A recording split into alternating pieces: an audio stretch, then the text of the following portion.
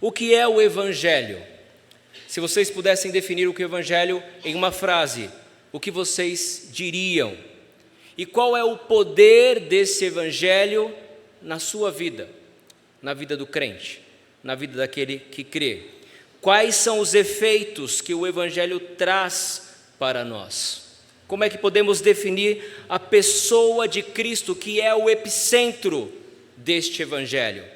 Existe uma música chamada Ele É, da banda Morada, que ela começa com uma introdução falada, e ele diz assim: Ele é o Rei dos Reis, Ele é o Senhor dos Senhores, Ele é o advogado fiel, Ele é o Cordeiro de Deus, Ele é a ressurreição e a vida, Ele é o pastor e o bispo das nossas almas, Ele é juiz, Ele é Senhor dos senhores, Ele é o homem de dores, Ele é a cabeça da igreja, Ele é mestre, Ele é a testemunha fiel e verdadeira, Ele é a rocha, Ele é o sumo sacerdote, Ele é a porta aberta e a porta fechada, Ele é a tempestade, Ele é o vento forte, Ele é a chuva forte, Ele é tudo em todos, Ele é a água viva, Ele é o pão da vida, Ele é o alfa e ômega, Ele é a videira verdadeira, Ele é o Messias, Ele é o santo, Ele é o mediador, Ele é o amado e o mais belo entre milhares, Ele é o carpinteiro, Ele é também o bom pastor, Ele é a luz do mundo, Ele é a imagem do Deus invisível, Ele é o verbo, Ele é a pedra angular, Ele é o Salvador, Ele é o servo, Ele é o autor e consumador da nossa fé, Ele é o Todo-Poderoso, Ele é o Pai eterno, Ele é o leão da tribo de Judá, Ele é o Eu Sou, Ele é o príncipe da paz, Ele é o noivo, Ele é o unigênito, Ele é maravilhoso, Ele é Emanuel, Ele é o Filho de Deus, Ele é a aurora do dia, Ele é o Amém, Ele é o Rei dos Reis, Ele é o profeta, Ele é o Redentor, Ele é a âncora, Ele é a brilhante estrela da manhã, Ele é o caminho, Ele é a verdade, Ele é a vida. Esse é o Cristo. Mas se você não crê nesse Cristo, que é tudo isso que nós falamos, tudo isso que essa música traz em sua letra, de todo o seu coração, ele será apenas palavras para vocês. Alguns preferem passar a vida desprezando o Evangelho, e com esse desprezo rejeitam também o Cristo, que é o epicentro desse Evangelho. Outros até simpatizam com o Evangelho, respeitam a ideia de que Deus existe e até a ideia de que Cristo é o Filho de Deus, mas não se entregam a Cristo totalmente, não decidem viver as suas vidas para Cristo e não querem se sujeitar e nem moldar-se ao modo de vida como Cristo exige dos seus seguidores. Alguns enxergam Cristo apenas como uma figura histórica, que um dia andou por esse mundo fazendo bem, que merece sim respeito e notoriedade, tal como um exemplo apenas a ser seguido. Algumas religiões rejeitam a plena divindade de Cristo, dizendo que ele não pode ser Deus, tampouco Deus encarnado, e o reduzem apenas ao título de mero Filho de Deus, mas que não é digno de ser adorado como um Deus santo e verdadeiro. Alguns negam que ele vive. Os soldados foram bem pagos para espalhar a notícia de que Cristo não ressuscitou, mas que o seu corpo fora roubado pelos seus discípulos. Havia uma seita dentro do judaísmo chamado de saduceus que rejeitavam o conceito da ressurreição do corpo. Portanto, se não existe ressurreição do corpo, Cristo não ressuscitou. Eles não podiam crer num Cristo ressurreto e tampouco que qualquer outro homem poderia vir ressuscitar um dia. A filosofia grega, que muito influenciava no Império Romano, também não podia compreender a ideia de retornar à matéria, fazendo a dicotomia de que o corpo é ruim e o espírito é bom, e que a morte era essa libertação do espírito. Então, por que retornar ao corpo? Eles também não aceitavam o conceito de ressurreição. Tanto que em Atos 17, quando você vê Paulo pregando em Atenas, ao falar da ressurreição, os estoicos, os epicureus e os gregos que ali estavam rejeitam a ressurreição, dizendo: olha, isso em outro momento nós te ouviremos, porque eles não acreditavam no conceito de ressurreição. Entretanto, os evangelhos são muito claros em apresentar Cristo como o Filho de Deus, o Deus encarnado, o Cristo ressurreto, que viveu uma vida perfeita, íntegra, morreu para trazer salvação, sim, mas que está vivo, porque ressuscitou para nos garantir todas as bênçãos que Ele mesmo conquistou na cruz por nós. Porque se cremos e pregamos um Cristo que está morto, é vã a nossa fé, assim como é vã a nossa pregação. Como alguém que oferece salvação para todo aquele que crê pode estar morto? Por isso nós pregamos um Cristo que está vivo, um Cristo que está vivo e reina e é soberano, e hoje nos oferta a salvação por meio da fé. Mas e para você? Quem é Jesus? O que Jesus representa na sua vida? Para João Batista, ele era o Cordeiro de Deus que tira o pecado do mundo.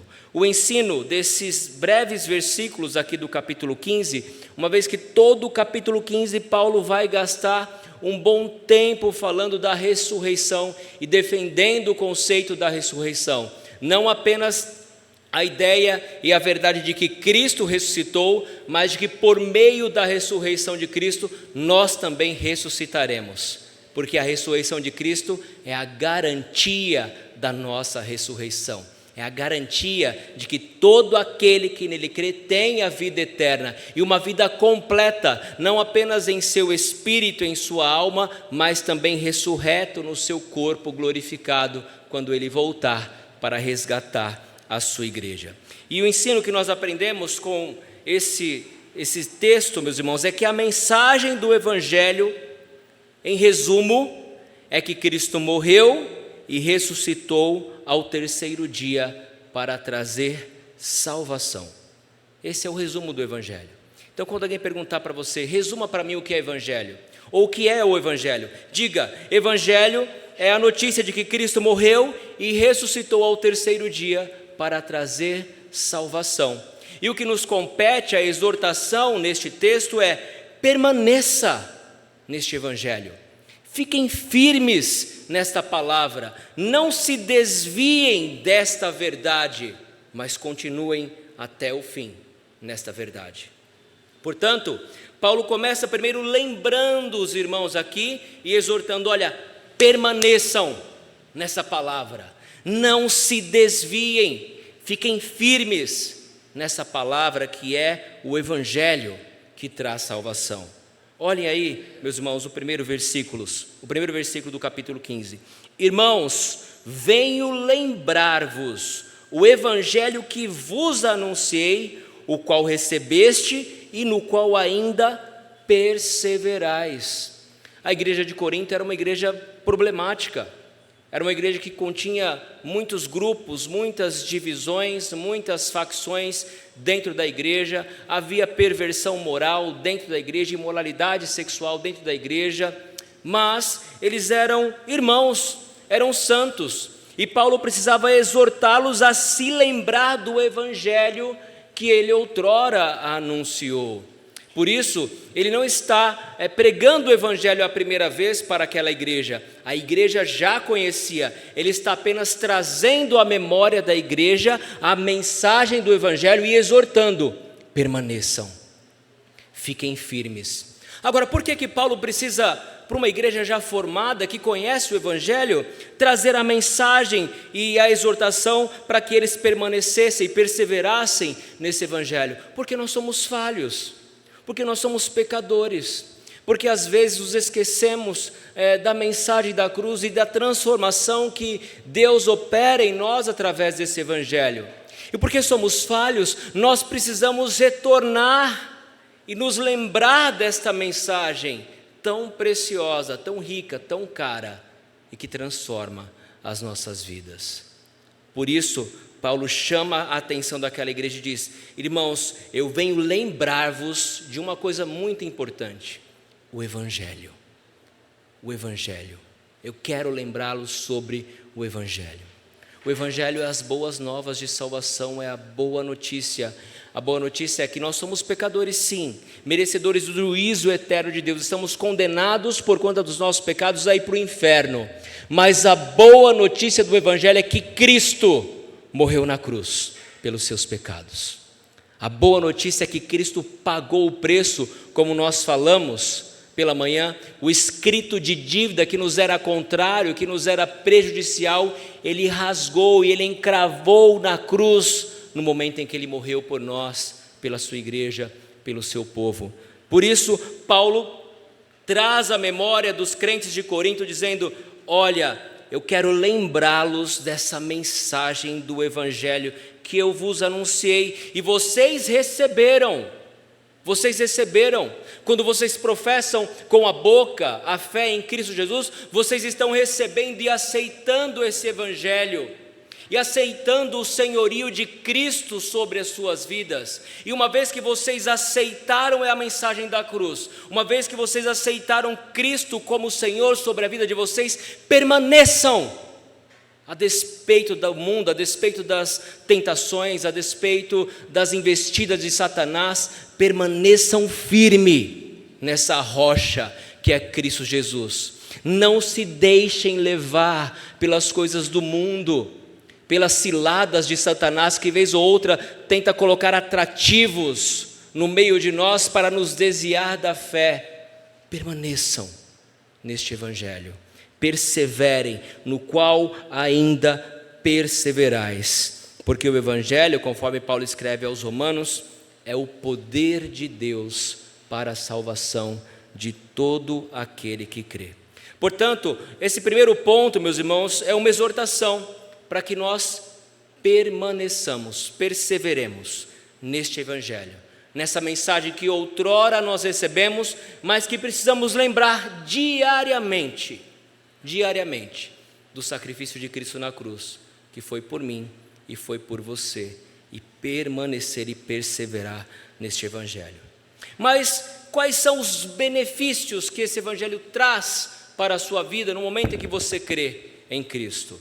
E está aqui no versículo 2, é que a mensagem do Evangelho traz vida e salvação. Olha só o que diz o verso 2: por ele também sois salvos, por meio do Evangelho sois salvos, se retiverdes a palavra, tal como vou-la preguei, a menos que tenhais crido em vão. Então, o benefício, meus irmãos, que o Evangelho traz para a vida do crente, o efeito que o Evangelho traz para a vida do crente, é a salvação. Quando Cristo nos chama para pertencermos ao seu povo, à sua igreja, Ele promete sobretudo a salvação. Cristo não vai prometer para vocês riquezas e honras e bens neste mundo. Esse não é a mensagem do Evangelho. Isso não é a mensagem da cruz. Isso não é o que Cristo propõe. Pelo contrário, os valores de Cristo são muito maiores do que este mundo terreno que nós vivemos. O próprio Cristo falou que o meu reino não é deste mundo, o reino de Cristo é um reino muito maior do que isso. A princípio, os discípulos não entendiam. Por que não? Porque eles esperavam um libertador político. Eles esperavam alguém, um Messias que viesse para livrá-los do poder de Roma e estabelecer apenas um reino em que os judeus pudessem crescer e se fortalecer sobre todos os reinos da terra. E nesse ponto eles se frustraram. E Jesus vai trazendo discípulos diferentes. Ele chama alguns pescadores simples ali, ele chama um coletor de impostos, imaginem, o coletor de impostos junto com pescadores, os pescadores tendo que colher para pagar impostos para Roma, e esse coletor ali no meio deles. Ele chama um zelote, é um radical ali que esperava a libertação política do povo judeu, do Império Romano, e ele junta todo aquele povo e diz: olha, o meu reino não é deste mundo, eu juntei vocês para pregarem um reino que extrapola essa esfera terrena, e vocês serão mensageiros da paz. Eu não vim para julgar o mundo, eu vim para salvar os perdidos. O meu propósito é esse. Eu vim para trazer salvação e libertação aos cativos. Eu vim para os doentes, porque os sãos não precisam de médicos. Esse é o propósito de Cristo, a primeira vinda dele é justamente com esse propósito. Ele precisava colocar aos poucos isso na mente dos seus discípulos, para que eles pudessem entender que o propósito da mensagem do Evangelho não é fazer de você uma pessoa rica neste mundo, não é fazer de você um empresário, não é de fazer de você uma pessoa que possui o carro do ano ou uma conta bancária gorda, não.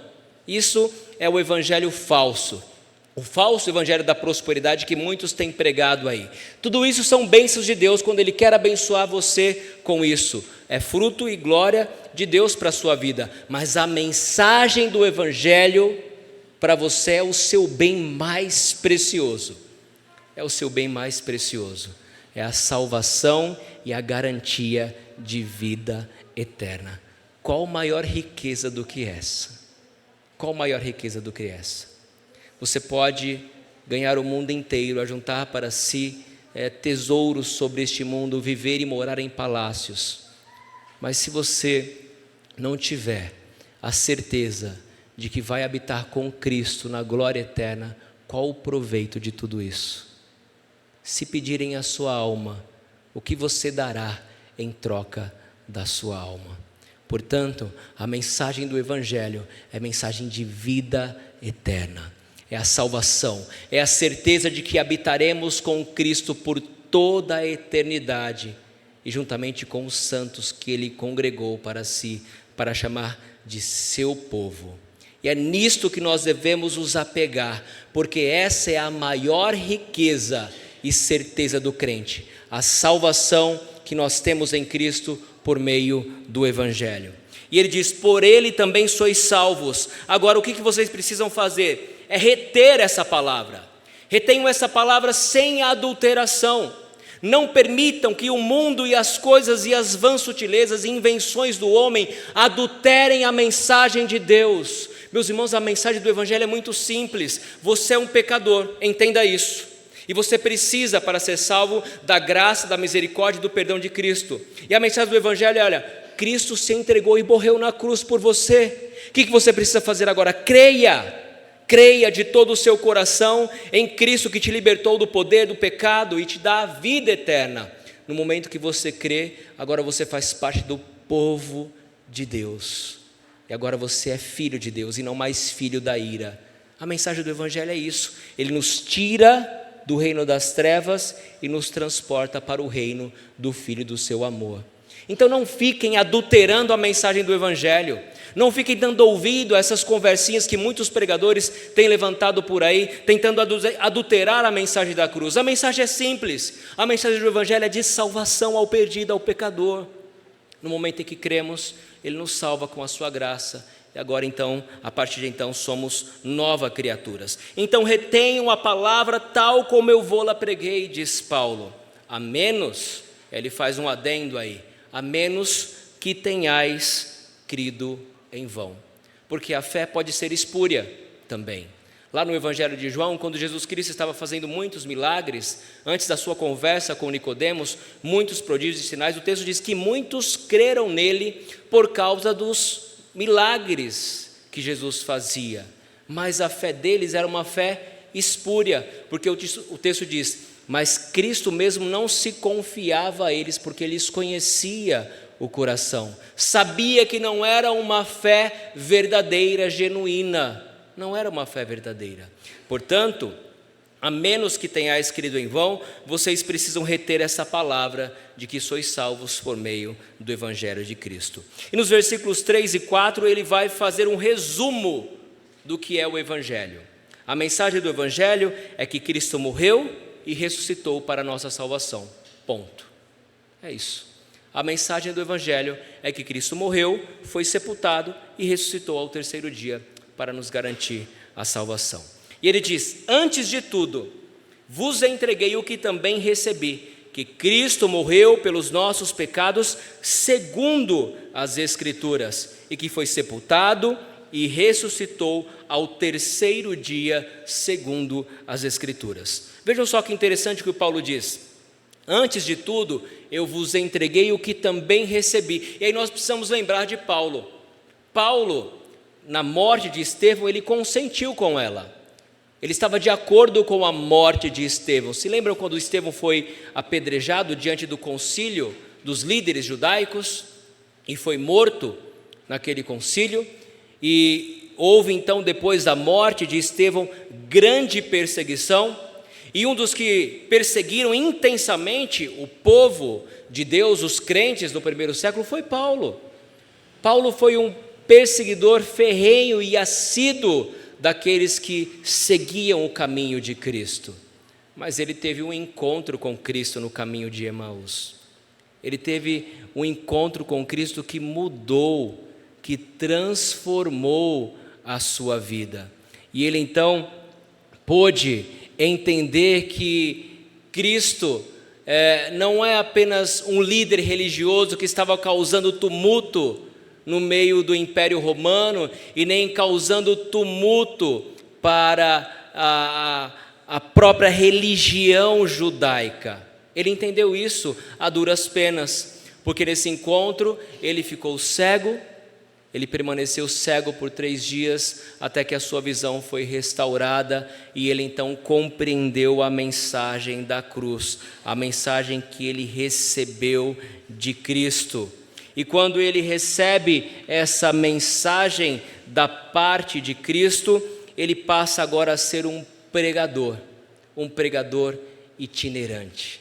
Ele começa a espalhar essa mensagem, ele começa a entregar o que ele recebeu, e o que ele recebeu foi que Cristo morreu pelos nossos pecados segundo as Escrituras. As Escrituras, portanto, dão testemunho de Cristo. Nada foi igual depois daquele encontro que Paulo teve a caminho de Damasco. Nada foi a mesma coisa, porque agora sim, ele vai saber o quanto importa sofrer por causa do nome de Cristo. Tanto que as suas autarquias, o seu conhecimento da lei, o fato dele se orgulhar de ser um judeu piedoso, que foi doutrinado e ensinado na mais pura doutrina de Israel, ele considerou tudo isso como refúgio, como nada, na palavra literal, como esterco, por causa da sublimidade de Cristo. E ele entendeu isso e diz: olha, antes de tudo eu vos entreguei o que também recebi, e o que recebi foi: Cristo morreu pelos nossos pecados, segundo as Escrituras, e foi sepultado e ressuscitou ao 3º dia, segundo as Escrituras. Essa é a mensagem do Evangelho. Cristo morreu pelos nossos pecados, por causa dos nossos pecados e para nos livrar dos nossos pecados, e ele foi sepultado. O sepultamento de Jesus é o ápice da sua humilhação. É o que mostra de fato que a morte venceu. Enquanto nós estamos velando o corpo, e o corpo está aqui na igreja, as pessoas estão chorando, estão se lamentando, mas o corpo ainda está aqui. Mas quando esse corpo baixa ao caixão, aí você sente o poder destrutivo da morte. Você sente aquela separação daquele ente querido, aquele rompimento, aí você ouve gritos de desespero dos familiares, choro, lamento, diante daquele desespero do sepultamento. E quão terrível é aquele momento, quão terrível é aquela visão quando o caixão baixa a cova e quando joga-se terra por cima daquele caixão, porque aí você sente a ruptura que a morte provoca. Cristo sofreu todos os efeitos da morte, inclusive o sepultamento. Ele foi sepultado como ápice da sua humilhação, mas ele não permaneceu naquele sepulcro frio e escuro. Ele não permaneceu ali.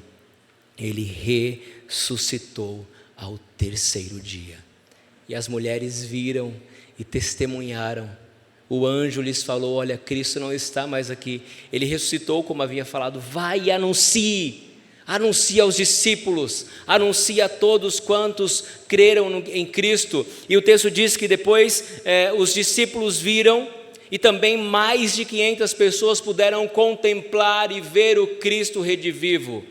E esse Cristo redivivo comeu com os seus discípulos, exortou para que eles não fossem incrédulos, porque ele mesmo havia dito que o templo seria destruído, mas ao terceiro dia seria restaurado, referindo-se à sua própria carne, ao seu próprio corpo, e ele ressuscitou como vitória e garantia da nossa vida eterna.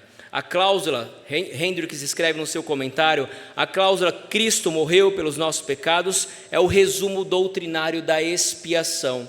Expiação era o ato sacrificial no qual o cordeiro era sacrificado, o sangue aspergido, e a expiação era o ato no qual os pecados eram expiados, eram perdoados.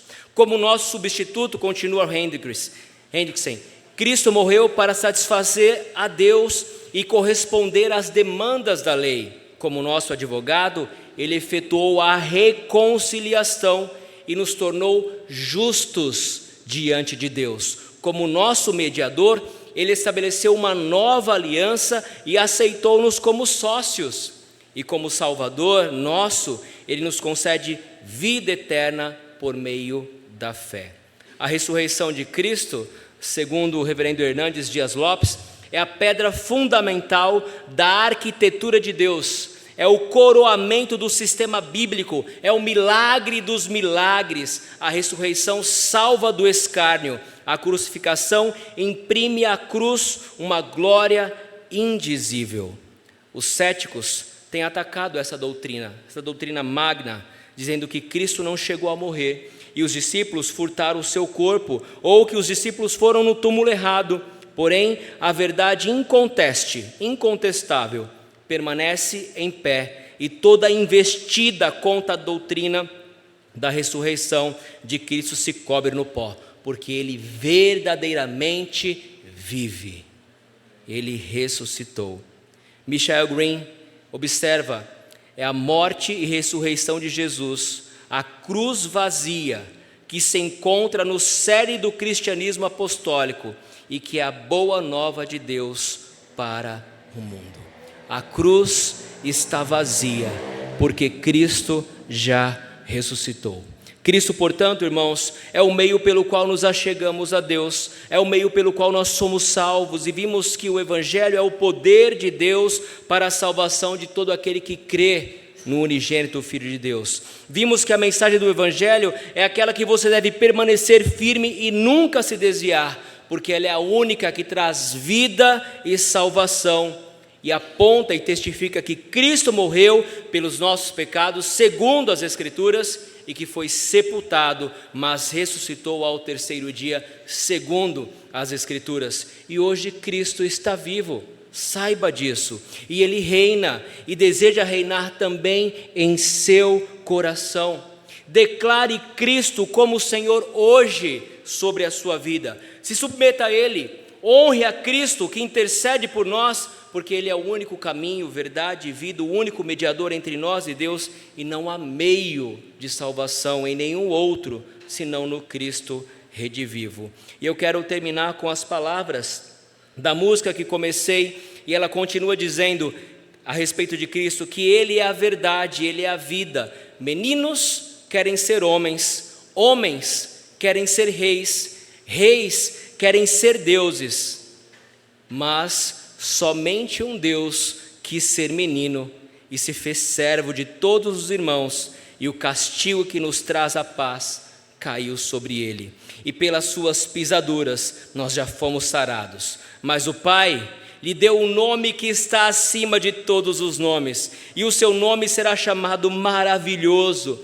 Conselheiro, Deus Forte, Pai da Eternidade e Príncipe da Paz. E um dia, meus irmãos e amigos, todo joelho se dobrará e toda língua confessará que Ele é, por toda a eternidade. Que Deus os abençoe e aplique a sua palavra em nossos corações.